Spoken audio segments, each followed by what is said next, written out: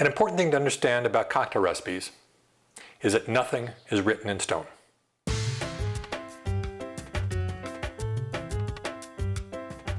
Welcome to the Cocktail Spirit from Small Screen Network. I'm your host, Robert Hess. We're doing a set of episodes on ways to improve the cocktails you make, whether you're a professional bartender or a home mixologist making drinks for your friends. Now, one important thing to remember is just because you've got a recipe, it doesn't mean that recipe's done. Doesn't mean you have to make that recipe exactly as it's transcribed for you on paper. It doesn't mean you have to use the exact products that recipe is calling for.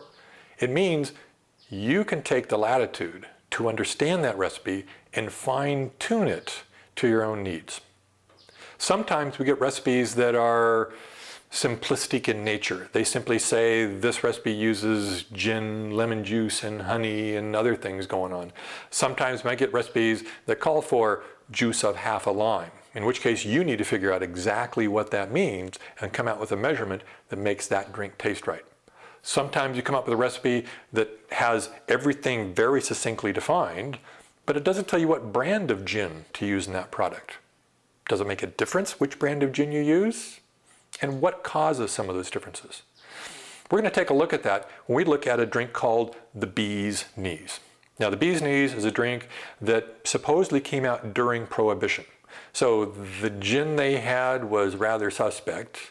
The bartenders of the day were also rather suspect because all the good bartenders, the pre-Prohibition bartenders that were making really great cocktails, left the scene because they were out of a job. And so the people left were simply cobbling together drinks with whatever they happened to have on hand. I'm assuming the Bee's Knees might be one of those examples. Perhaps someone knew a bit what they were doing because it sounds like it was based on a foundational recipe. Most of the recipes call for gin, lemon juice, honey. Sometimes I use lime juice in addition to the lemon or instead of. Sometimes I see orange juice added as well. But basically you've got gin, juice, and honey being used to make a drink. So let's take a look at those pieces.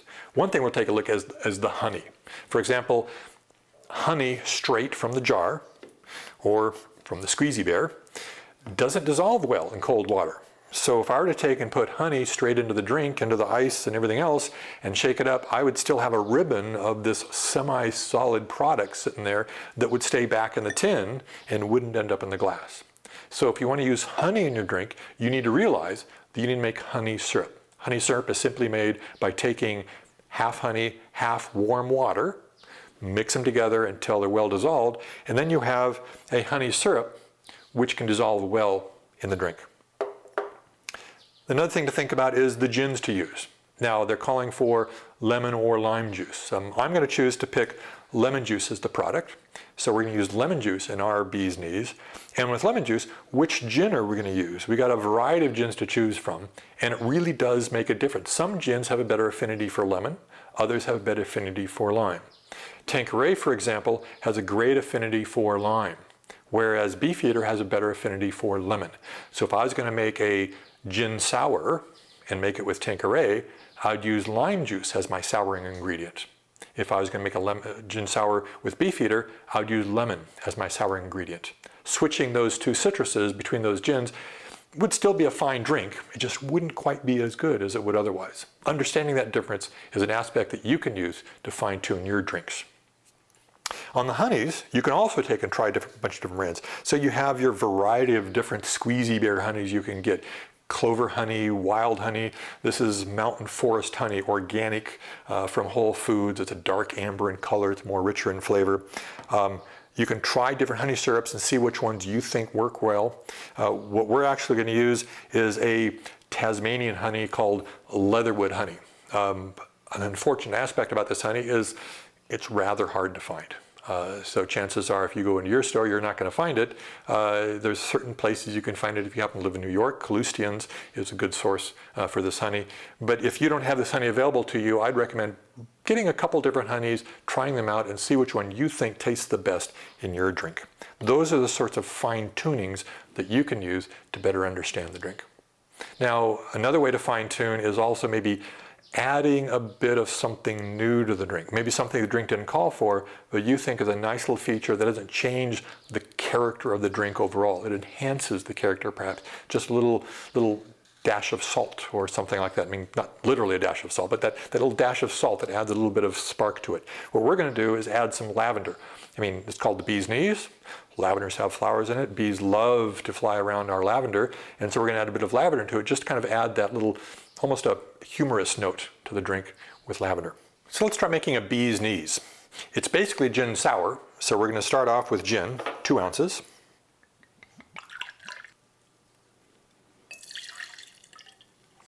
And again, I'm specifically using Beefeater here to go well with the lemon. Then we're going to add 3/4 of an ounce of freshly squeezed lemon juice, which I already strained of the pulp, so it's double strained. And 3/4 of an ounce of honey syrup made with the leatherwood honey.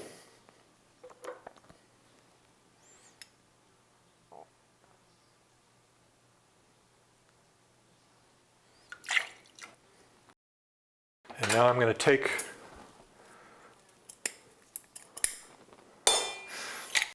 lavender blossom, stick it in, and just very lightly. We don't want to get an awful lot of lavender flavor in here. Similar with the mint that we have, we're basically just trying to break some of the surface elements that have the oil in it. You notice things like lavender and mint and other things. All you've basically got to do is rub your hand against the leaves and the flowers, and you can smell the product. Therefore, it's not very deeply ingrained inside of the leaves.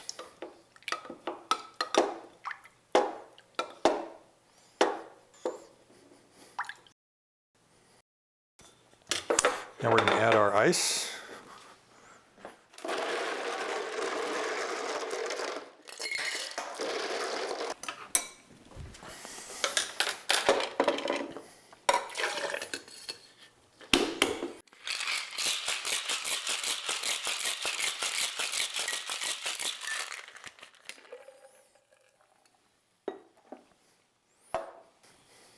And since the lavender could be adding some small little particles into the drink, I'm going to double strain this.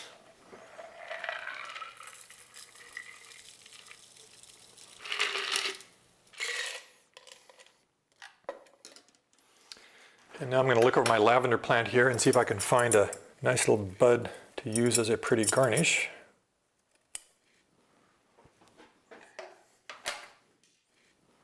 And carefully drop it on the side of the drink. And there we have the bee's knees, a recipe that I fine-tuned by understanding each one of the ingredients that went into it.